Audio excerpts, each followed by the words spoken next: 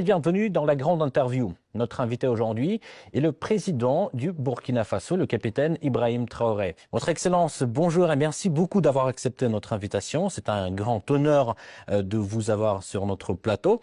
Alors, hier, vous avez assisté au défilé du 9 mai. Quelles sont vos impressions? Alors, bonjour et merci. Donc, nous sommes là, ici en Russie, donc, pour la commémoration du 80e anniversaire, donc, de la victoire sur le nazisme. Et comme vous l'avez dit hier, on a assisté, donc, à la cérémonie, une parade et, donc, une cérémonie aussi de dépôt de gerbes, donc, sur, la tombe des soldats inconnus. Je pense que c'est très symbolique. Nous avons appris beaucoup de choses au cours, donc, de ce séjour. Ce n'était pas uniquement une fête, mais c'est une célébration de la victoire d'un nouveau monde. Donc, ça a beaucoup de sens pour nous. Mais la qualité du défilé, qu'est-ce que vous en pensez?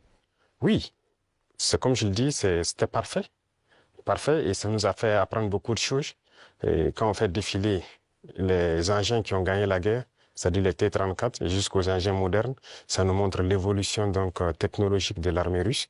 Et ça nous inspire, nous aussi, à nous mettre au travail pour pouvoir nous développer dans le même sens. Est-ce qu'il y avait certaines choses qui vous ont surpris, par exemple? Surpris, toujours, on est toujours surpris quand on voit l'avancée technologique.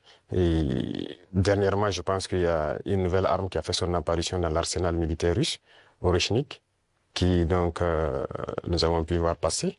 Et je pense que ça, c'est très significatif.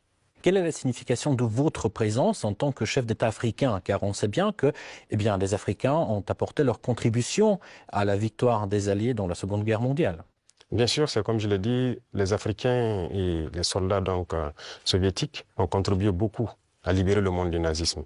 Et si le monde n'était pas libéré du nazisme, on ne sait pas ce que ça allait devenir.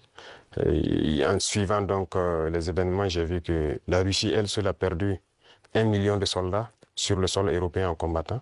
L'Afrique aussi a donné, nos ancêtres ont beaucoup combattu sur le théâtre européen, principalement en France, en Belgique, en Italie, pour libérer le monde du nazisme. Donc c'est une histoire commune que nous partageons. Comment s'est déroulée la rencontre avec le président russe?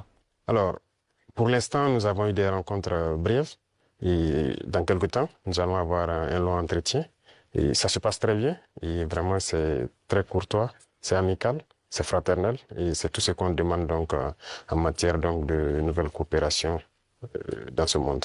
Mais comment décririez-vous l'état actuel des relations bilatérales?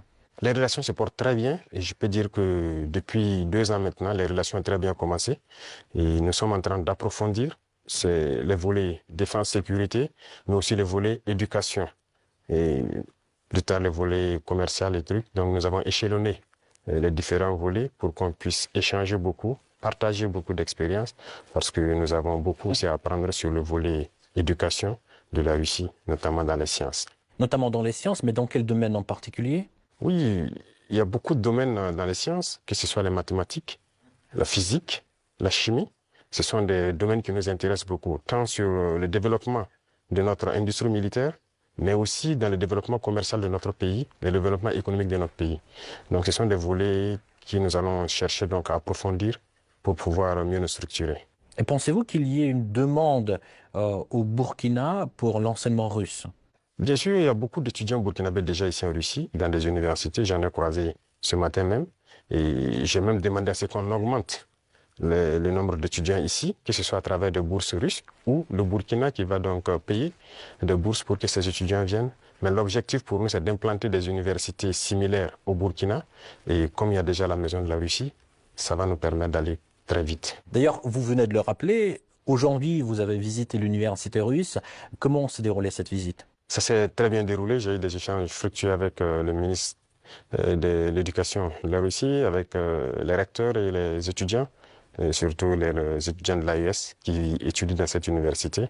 Et nous avons eu de très bons échanges et on s'est parlé beaucoup de manière scientifique. Voilà.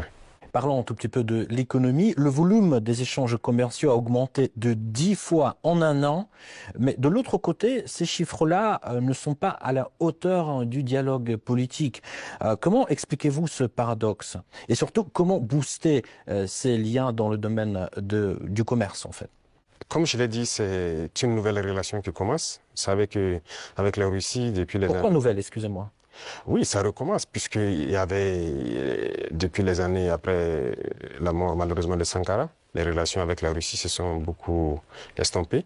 Et là, nous sommes en train de réveiller les relations. L'ambassade s'est installée et les relations commerciales sont aussi au cœur des échanges. Quand je prends, il y a un certain nombre de produits, par exemple burkinabés, qui transitaient par certains pays européens avant d'être vendus en Russie. Aujourd'hui, ces produits sont directement vendus à travers donc, des opérateurs burkinabés et des opérateurs russes. Je parle notamment quand on prend l'exemple des mangues. Les mangues transitaient par des pays européens pour être vendus en Russie. Aujourd'hui, ça se passe directement.